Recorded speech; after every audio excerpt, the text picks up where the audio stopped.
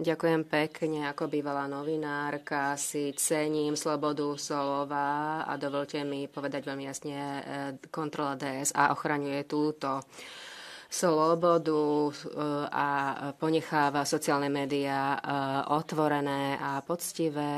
Pozrite sa okolo, každé stanovisko je dobre zastúpené na sociálnych médiách a inde musíme konať a presadzovať DS, aby sme zabezpečili, že platformy využívané európskymi občanmi sú transparentné, zodpovedné a rešpektujú naše pravidlá. Dovoľte mi povedať aj následovné. Vidíte, čo robíme.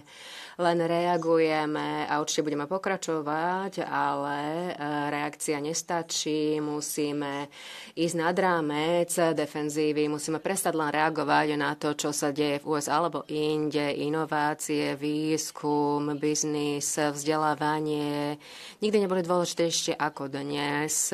Toto musí byť účelom tejto dlhej diskusie. Chcem budúcnosť, kde Európa sa odváži byť lídrom. Začneme na tom pracovať tu a spoločne. Ďakujem.